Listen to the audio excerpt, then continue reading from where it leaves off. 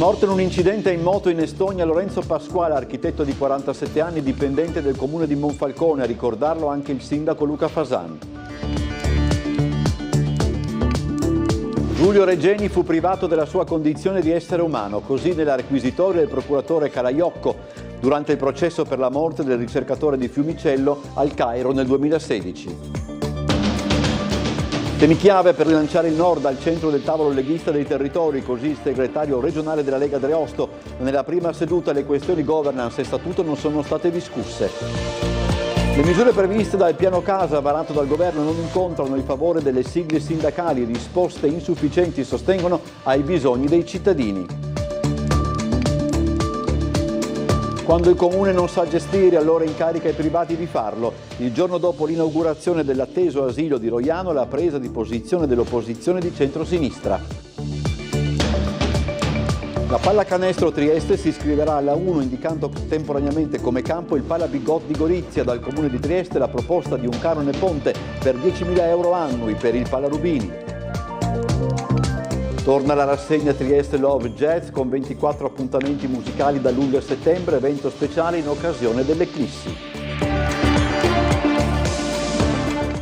Buonasera telespettatori di Tele4, benvenuti a questa edizione del nostro telegiornale che si apre con la scomparsa in un incidente di moto in Estonia di Lorenzo Pasquale, architetto di 47 anni, dipendente del comune di Monfalcone. A ricordarlo questa mattina anche il sindaco della città dei cantieri, Luca Fasan.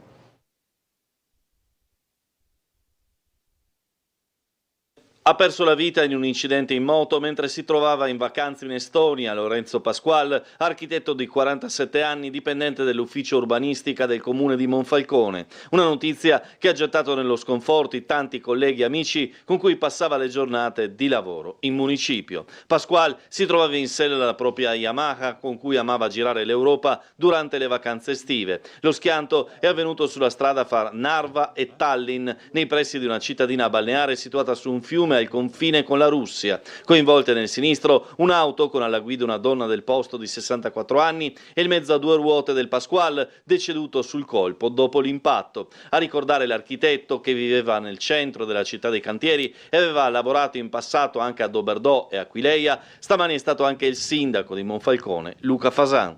La notizia della scomparsa dell'architetto Pasquale ci ha addolorato profondamente. Di fronte ad eventi così improvvisi e sconcertanti, ogni considerazione professionale passa in secondo piano e resta soprattutto il cordoglio per una vita spezzata troppo presto. L'architetto lavorava con noi dalla fine circa dello scorso anno e io stesso avevo avuto modo di incontrarlo soltanto pochissime volte, ma anche in questo breve lasso di tempo abbiamo avuto da sempre comunque il modo di apprezzare la sua dedizione al lavoro e il suo profondo impegno. Questo è stata una costante per tutti noi, è una perdita che colpisce l'amministrazione comunale e tutti coloro che hanno avuto modo di condividere con lui un tratto del proprio percorso professionale. A nome mio e personale di tutta l'amministrazione comunale della città di Monfalcone, io desidero veramente esprimere il più sentito cordoglio e la più sincera vicinanza di cuore ai suoi familiari, a tutti i colleghi e a tutte le persone che lo hanno conosciuto e che oggi piangono la sua prematura scomparsa.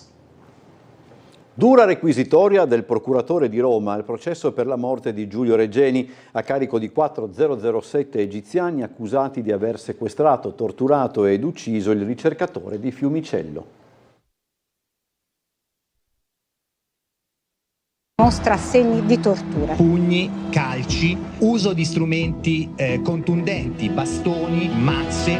Dita rotte, bruciature di sigarette su tutto il corpo. Il 25 gennaio del 2016 Giulio Regeni fu privato non soltanto della libertà e della vita, fu privato della sua stessa condizione di essere umano, titolare di diritti, collocato in uno spazio in cui non esistevano più legge, controllo, difesa, limite. È uno dei passaggi più forti della requisitoria pronunciata oggi nell'aula bunker di Rebibbia dal procuratore aggiunto di Roma Sergio Colaiocco nel processo per la morte del ricercatore italiano avvenuta al Cairo 10 anni fa. Processo a carico di 4 007 egiziani accusati di aver sequestrato, torturato e ucciso il giovane di Fiumicello. Ma vi è una seconda verità ancora più drammatica, ha aggiunto il rappresentante dell'accusa. A compiere tutto questo non furono criminali comuni, furono uomini dello Stato appartenenti agli apparati di sicurezza. Quello per la morte di Regeni è stato definito un processo contro il silenzio, contro la menzogna e i depistaggi. La Procura di Roma afferma inoltre che sarebbe stato compito dell'Egitto ricercare i responsabili, assicurare le prove, offrire alla vittima e alla comunità internazionale una risposta di giustizia. Ma quel che si è progressivamente rivelato è stato l'esatto contrario, un sistema di ostacoli, di opacità, di resistenze. Colaiocco ha infine voluto mettere un punto fermo sulla cosiddetta pista inglese, ribadendo una volta per tutte che Giulio Regeni non era una spia. Tutti gli elementi raccolti sono stati approfonditi, ha detto, e da quel versante non è emerso alcun elemento utile alla ricostruzione del sequestro, delle torture e dell'omicidio. Ieri sera, poco prima delle 20, i vigili del fuoco di Trieste sono stati allertati per lo schianto di parte di un albero di grosse dimensioni in via del Veltro. L'albero, alto una ventina di metri e posizionato in un pastino scosceso in mezzo ai condomini, si presentava in precarie condizioni di stabilità e minacciava l'unico ingresso di uno stabile. Sono state effettuate le operazioni di taglio in 4 fasi diverse, dapprima asportando la parte già schiantata a terra in un parcheggio, per poi continuare la sramificazione ed il taglio con l'ausilio dell'autoscala posizionata nel parcheggio sovrastante l'albero stesso. Per raggiungere ogni ramo ed operare in sicurezza, i vigili del fuoco hanno utilizzato la motosega telescopica dal cestello dell'autoscala per poi passare al taglio con motosega da parte di un operatore sospeso dall'alto. Sul posto anche la polizia locale per quanto di competenza. L'intervento si è concluso dopo le 23:30. Il punto ora sul tavolo di coordinamento leghista dei territori che ieri sera in modalità online ha vissuto il primo dei suoi incontri. Innanzitutto è partito bene il tavolo di coordinamento territoriale che ha lo scopo, come è stato annunciato, di dare voce ai territori. Voglio ricordare che la Lega si pone sempre come sindacato dei territori e quindi c'era la necessità di un coinvolgimento diretto di quelli che sono i protagonisti proprio della buona amministrazione, che potessero in qualche maniera incidere nelle scelte che saranno fatte politiche ed amministrative dal governo, sia nell'assestamento di bilancio ma anche nella manovra che sarà approntata a fine anno. Non una svolta politica, ma un primo confronto su temi chiave da mettere in testa all'agenda politica nazionale per tornare a far correre la Lega sulle esigenze dei suoi territori ed elettori di riferimento. Così Marco Dreosto, segretario del Carroccio e Friuli Venezia Giulia, interpreta l'esito del primo confronto via telematica del tavolo di coordinamento leghista dei territori. I 19 big, da Salvini a Fedriga, da Stefani a Zaia, si sono confrontati su argomenti chiave come sanità, sicurezza, autonomia e sostegno alle famiglie. Non è andata oltre una sollecitazione invece la richiesta di affrontare la revisione dello statuto della Lega copiando il modello tedesco CDU-CSU. Il tema non era all'ordine del giorno. No, noi abbiamo parlato sempre di temi che sono quelli che devono essere messi al centro dell'attenzione. Noi abbiamo necessità di dare risposta alle comunità, ai territori.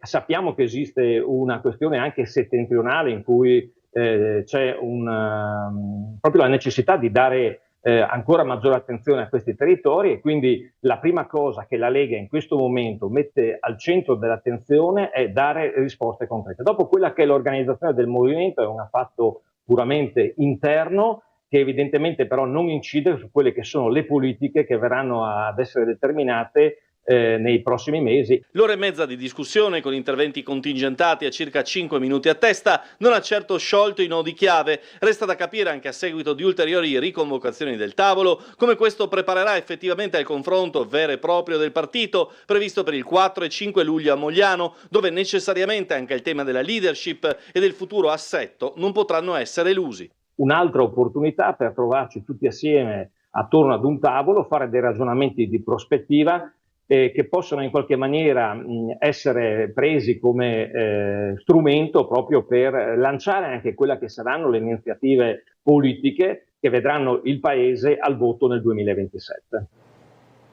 Le misure previste dal piano casa varato dal governo non incontrano il favore delle sigle sindacali che lamentano diverse criticità. Blindato dal governo il piano casa dopo il via libera alla Camera, il decreto dovrà essere convertito in legge entro il 6 luglio. Con un investimento di circa 10 miliardi l'esecutivo punta alla realizzazione di 100.000 alloggi in 10 anni e a recuperarne 60.000 sfitti dall'edilizia residenziale pubblica. Tra gli obiettivi la riqualificazione delle case ATER, aiutare le famiglie ad acquistare casa, sostenere affitti calmierati, costituire un fondo per la morosità incolpevole e velocizzare gli interventi attraverso commissari straordinari e fondi privati. La misura non incontra però il favore dei sindacati che lamentano diverse criticità. Noi abbiamo un giudizio molto critico su alcuni aspetti, alcuni articoli noi vorremmo che fossero completamente eliminati. Facciamo un esempio dell'articolo 5 dove è prevista la messa in vendita del patrimonio pubblico. Il provvedimento in questo caso prevede di far cassa sia per sanare i debiti che hanno gli istituti che gestiscono le case popolari, ma anche per finanziare il sostegno del debito dello Stato. Come SIGE troviamo positivo che finalmente si parli di un piano casa. Le criticità che evidenziamo principalmente sono la diminuzione del Fondo Nazionale di Sostegno Affitti a favore magari di un aumento dei fondi a sostegno delle morosità incolpevoli, la velocizzazione degli sfratti, perché anche la costituzione di 100.000 alloggi previsti e la riconversione di 60.000 alloggi, i tempi appunto per la loro realizzazione non coincidono con i tempi di un'eventuale richiesta di assegnazione per gli sfratti, velocizzati. Totalmente insufficienti in quanto c'è una criticità perché non rispondono appieno ai fabbisogno delle persone, tanto più che oggi come oggi stiamo assistendo a una povertà diffusa, stiamo assistendo a famiglie monoreddito che non riescono a portare a termine il mese e in più abbiamo anche i pensionati che sono le nostre categorie che diamo più affidamento su e noi stiamo sostenendo ancora di più. Questo è totalmente insufficiente, quindi noi auspichiamo un incontro assieme alle organizzazioni sindacali e alle associazioni, insieme al governo per fare un piano di struttura che coincida con le necessità di tutta la popolazione. Il centrosinistra triestino plaude all'apertura dell'asilo nido di Roiano, fornito di adeguati spazi e di tutti i comfort possibili per i 66 bimbi che verranno ospitati.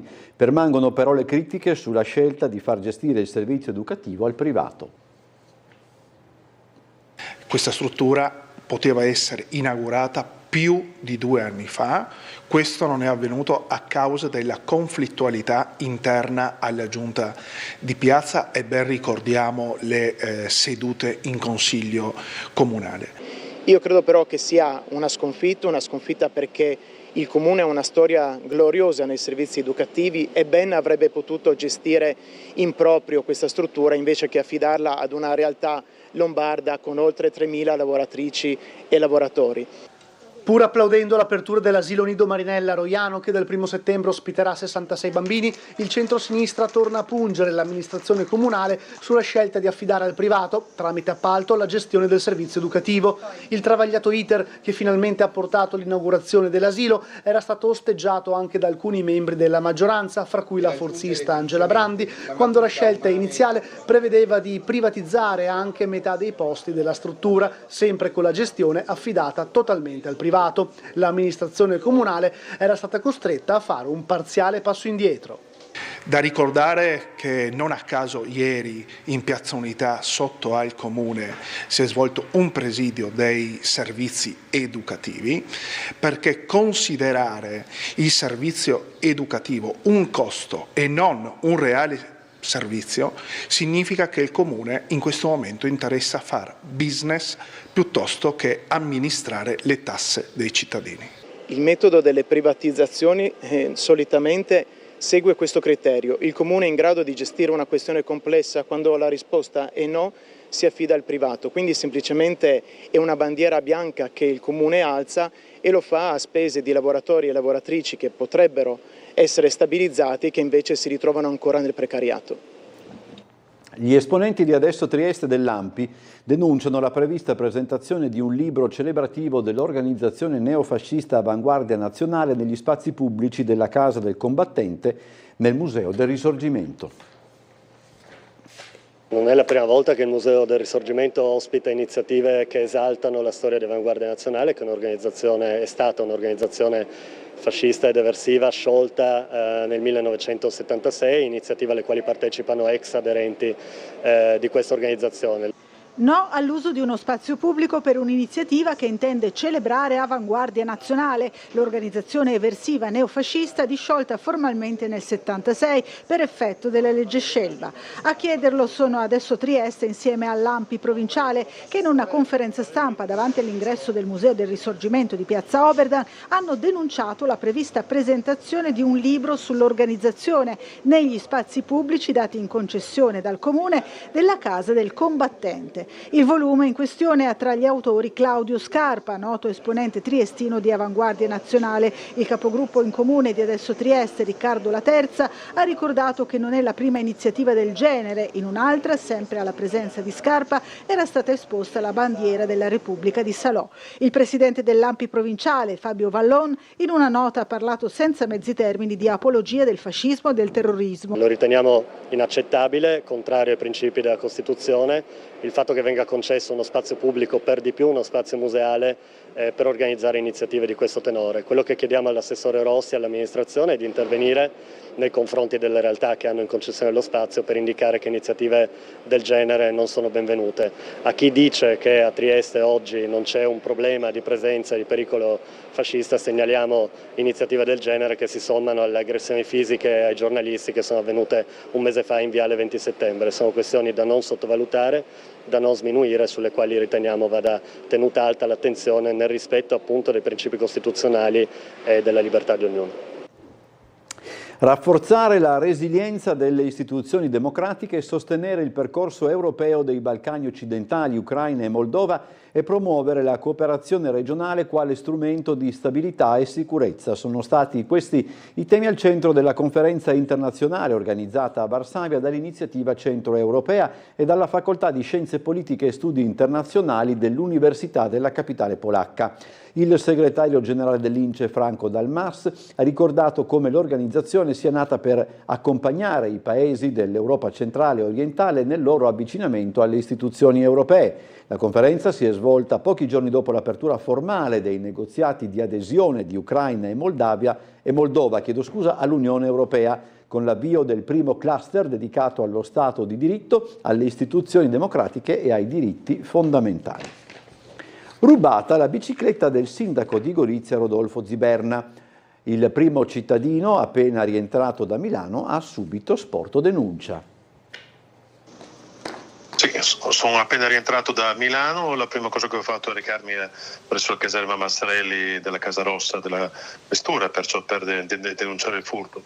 Capisco la curiosità perché è sottratta e rubata la bicicletta al sindaco, però abbiamo certamente tantissime persone vivono problemi ben maggiori. Mi spiace perché io dalla primavera fino ai primi dell'autunno io attraversavo la città in continuazione in bicicletta, una straordinaria comodità, perciò non è soltanto per salutismo ma proprio per grande praticità. Mi chiedo che cosa se ne farà adesso quello che ha rubato la mia bicicletta, sprovvista peraltro di batteria, una bicicletta pedalata assistita pesa molto più delle altre.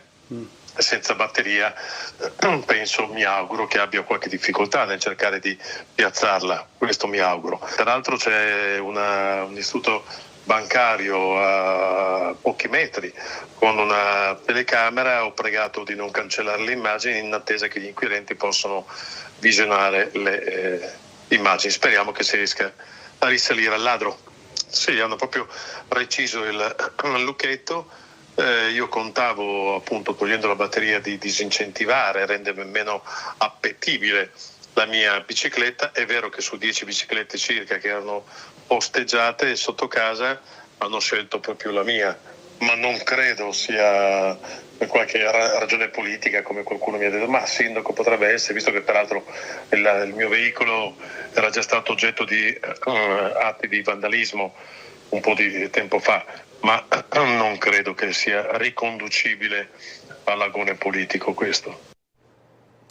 Allora ci fermiamo per la pubblicità, abbiamo altri servizi, tra l'altro la pallacanestro, quando rientriamo rimanete in nostra compagnia.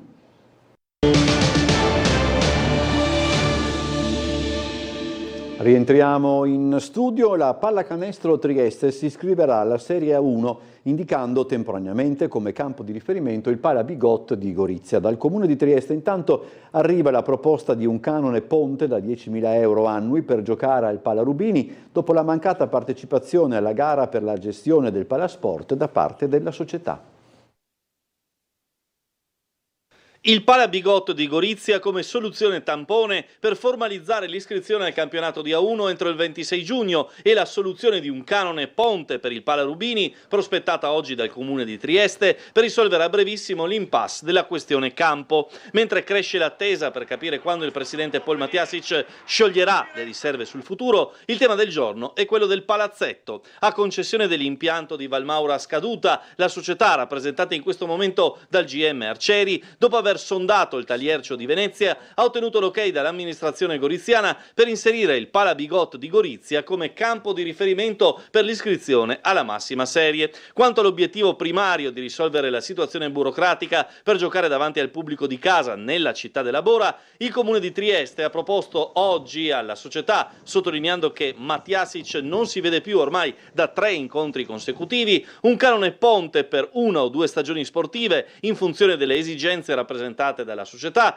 fissato in 10.000 euro annui contro i 150.000 che venivano determinati nella gara andata deserta, a fronte dell'impegno a presentare entro marzo 2027 la proposta di project financing più volte annunciata. In tale contesto, qualora il progetto presentato risulti coerente e sostenibile sotto il profilo tecnico ed economico, il Comune potrà intervenire con un proprio contributo finanziario nelle forme e nei limiti consentiti dalla legge. L'ente ha già programmato ulteriori investimenti per 900.000 euro, manifestando la volontà di incrementare tale importo di ulteriori 342.000 euro e di reperire ulteriori risorse fino a 3 milioni e 6. Tra gli interventi il nuovo sistema di illuminazione del parquet, che verrà realizzato nel corso dell'estate con un costo di 395.000 euro, e la realizzazione delle nuove scale di emergenza richieste dai vigili del fuoco per un importo di 250.000 euro. Con il medesimo obiettivo di contribuire all'abbattimento dei costi di gestione della struttura, il Comune ha inoltre avviato una concreta interlocuzione con un operatore energetico in grado di ridurre le spese del Pala Rubini, che rappresentano una delle principali voci di costo dell'impianto. Si parte sabato 4 luglio, Trieste Love Jazz torna all'interno di Trieste Estate per l'edizione numero 20. Sono 24 le proposte che vanno a comporre l'edizione 2026 di Trieste Love Jazz. Il cartellone ospitato all'interno di Trieste Estate giunto al 20° anno. Una manifestazione che è sempre più seguita, perché una volta direi che la consideravano una nicchia nell'ambito di quelle che erano le proposte musicali, oggi invece è seguita da tantissimi, anche perché cosa ha di massimo la creatività, che è appunto un'energia per tutta la musica e per tutti noi.